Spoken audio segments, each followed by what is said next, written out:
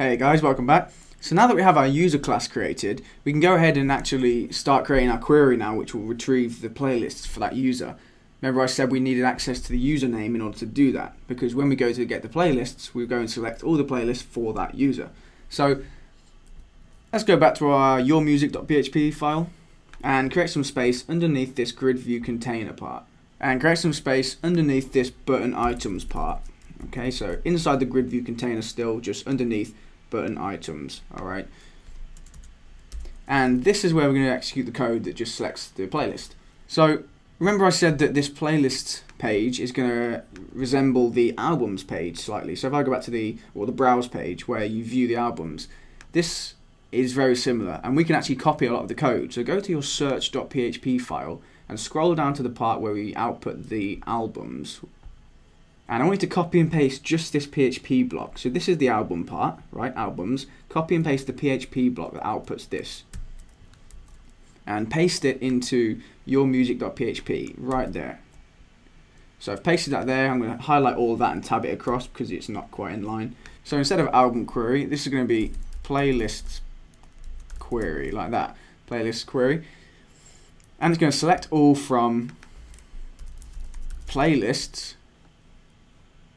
where owner, and get rid of this like right there, where owner equals and single quotes, and this is where the username is going to go.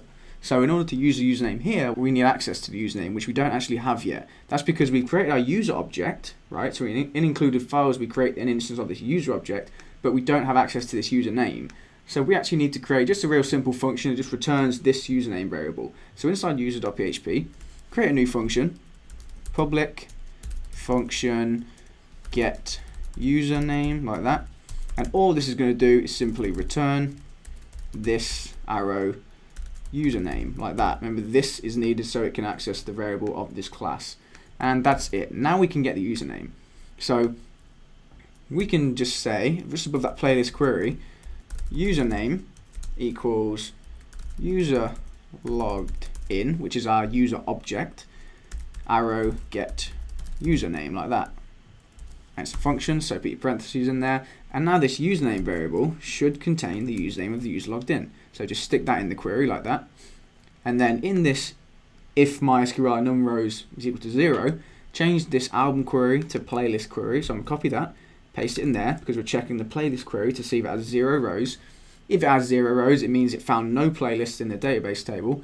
So change the text inside this no results part to no playlists found, and get rid of the rest of that. We don't need to put the term in there. So no playlists found, or something a bit more user friendly might be you don't have any playlists yet, just like that.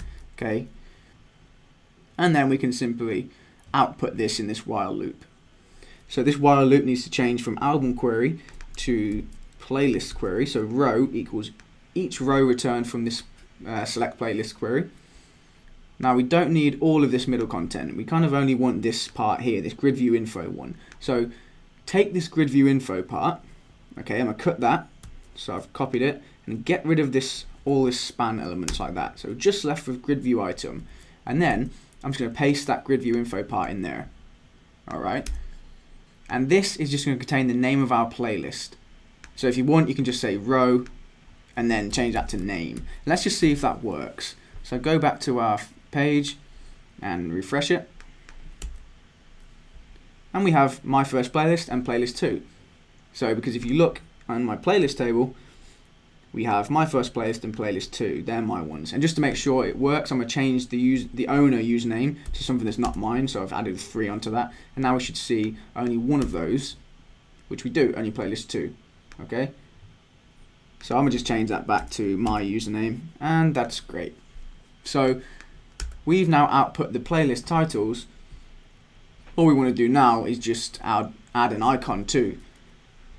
So let's just create a new div like that and put a closing one on there too.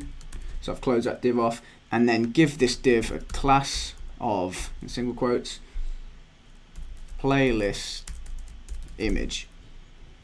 And inside there, we're just going to put an image tag, and the src, the source of that image, is just going to be assets slash images slash icons slash playlist.png. And playlist.png, if you took my files, is the following image. Images, icons, playlist.php, so this one here. Okay, that's the icon we're going to use. And I'll refresh the page now, and you should see an image for both of those. Okay, not quite styled yet, we'll do something with those, but there you go. The playlists and the images are being output.